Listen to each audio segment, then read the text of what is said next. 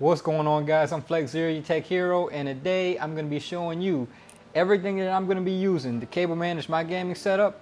And then after I show you this, we're going to move over to the desk behind me, and I'm going to drill a hole under my keyboard so we can route all those wires right there in that hole so we can hide all those wires. And then after we do that, I'm going to show you the finished product of everything that I did and where I used all this stuff at, and how you can do the same in your gaming setup. It's really easy, guys, to hide all those wires. It's not hard at all. It just takes a little bit of time, and it's also very inexpensive to do. So guys, first thing we're going to take a look at is the EVO cable connector, and everything I'm about to show you, the links are going to be in the description down below. So what comes in this box is a bunch of these little cable raceways, I guess you could call it, and basically they have 3M tape on the back of it. So you stick this on the wall, and then you can go right behind with this one, put the ends together, stick that on the wall, and it's like you can't even see the joint. These are also paintable, so you can paint them if you want to. I painted mine.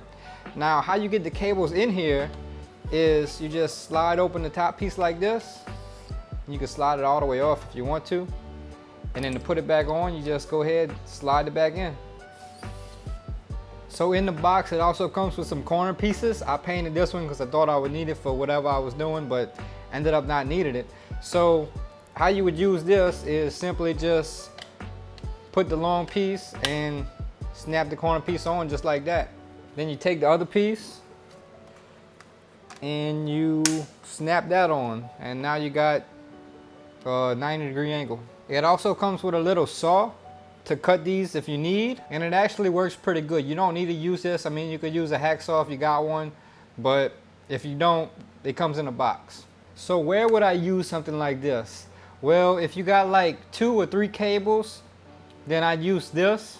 Well, you know, however many could fit inside here. I mean, it's not as much as some of the larger ones, but I'd say maybe like 4 HDMI cables max you could fit in here. But if you need something bigger than this, then you might want to consider getting something like this large cable chunking right here. It's pretty much the same exact thing. You know, it's got the 3M strip on the back, but it's a lot bigger, could fit a lot more cables, and the way it opens is also different. So you see it's got that crease in there. All you got to do is just pop it open like that, and then to close it, you just push it back down.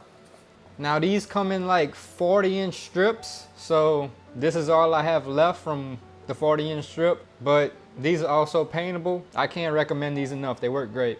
Probably could have did a better job painting it though. So last but not least, we have these nylon cable ties, and what I'm going to use these for is to stick the cables under the desk and hold them there, and I'm about to show you what I mean. So basically, you're going to get 120 of these zip ties and 120 of these zip tie mounts, and this has 3M tape on the back. So you're going to stick it under the desk like this, then you're going to put your little cable tie under it like so, and then you can put your cables through here and zip tie it all together, and then your cables will stay up. Now guys, that's really all you need to cable manage your setup.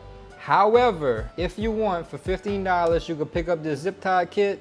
It's all color coded. I won't be using it for this, but I needed it for around the house, so you can really use zip ties for anything. You might want to consider picking some of these up. Alright guys, let's move over to the desk behind me where you can watch me drill a hole under my keyboard.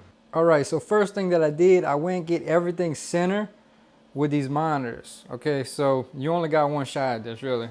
I mean, you got more than one shot, but you want to do it right the first time. So I measured this mouse pad to the side of them shelves on both sides, and they're even. And then I measured the keyboard to the side of the mouse pads, and it's even on both sides. So I think we are centered with just about everything.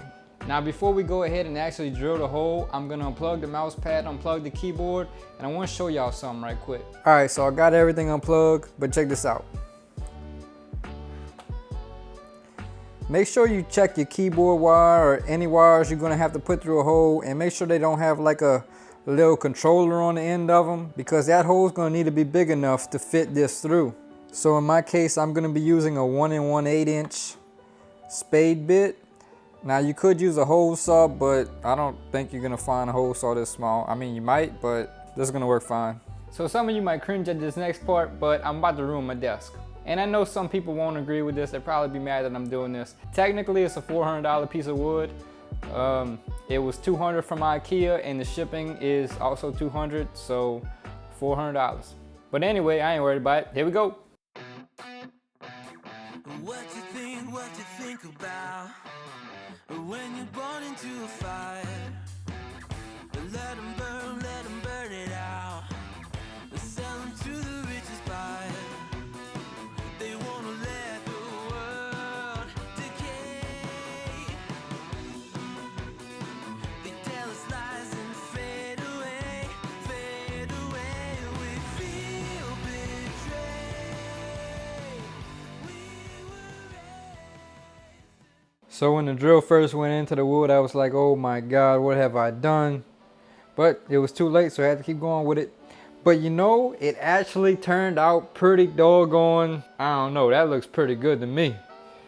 What y'all think? No wires. Now, I don't know if I said it before, but this Blue Yeti will actually be going on a boom arm soon. So that cable won't be right there. Now, we also got the controller for the Mac going through here. You could barely tell they got a cord from back here. And we got a wireless Razer mouse. So at this point, everything's hidden. So now I'm gonna take you guys under this desk and I'll show you what I did. All right, so there's the hole I drilled, and I routed those cables going straight back to the right to the computer. Now up in the front right here is a USB hub that I only use for that thumb reader right there. And I got that routed going back. So closer towards the back of the desk, I got another USB hub because I ran out of USB ports.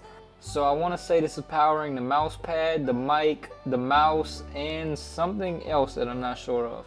But anyway, I got all that routed going towards the computer, and some of the excess wires from this USB hub, I got it going back this way, and I just looped it around up there so the wires wouldn't hang anywhere. Now, I don't really need to show what's under there because nobody's gonna go under there or see under there, but I'm gonna show it to you guys anyway. Okay, so first I wanna say all of these wires right here are from my Astro mix amp and headset, and they're all gonna be gone after this video because I actually just bought a new headset and it came in today. So I didn't really see much point in getting all these wires perfectly hidden if I'm just gonna take them back down. But that's just for these wires. Everything else I did right, okay? So that white controller right there is for the nano leaves, and I just put some 3M tape on the back of it, stuck it up there, and then I used some cable ties and I stuck the cables to the top also. Now also you can see I used cable ties and stuck all the power cables to the top right there. And the only thing that almost touches the ground is the main power cable, but I didn't hang it up there because it would have been in a real awkward position and nobody's gonna see this anyway. Alright, so coming back up top, let's talk about the monitors for the cables. Where are they at? Because you can't see them. Alright, so let's take a look back here. So you can see that's a nanoleaf cable, and I ran the monitor cables on top of the wall mounts, and I didn't tie wrap them. And the reason I didn't tie wrap them is because these monitors, if I like bump this, it'll get all lopsided. So to avoid that from happening, I'm not gonna try to tie wrap those wires in back of there. And to be perfectly honest, they don't need to be tie wrapped back there. But now you can see I got all these cables going into this cable chunking I showed y'all earlier, and then that goes to the computer. So moving on to the other side of the room where I got my TV at, I'm using the smaller cable chunking that I showed y'all earlier to hide all of those cables from the TV and the surround sound, and it just works perfect. At first glance, you probably wouldn't even notice. And then right here, same thing, that speaker wire is going down there to the surround sound. And over here, that's not being used anymore. I need to take that out, but I'm too lazy to paint behind it, so I'm just leaving it there for right now. So up here behind the PS4, this is pretty much the best I can do. But if you look farther back, you know, it's kind of hard to tell. I mean, I guess you could tell, but it is what it is. That's all I got for this one, guys. If you enjoyed the video, smash that like button. If you're new to the channel, subscribe. I got a lot more tech videos coming soon, and I'll see you in the next one.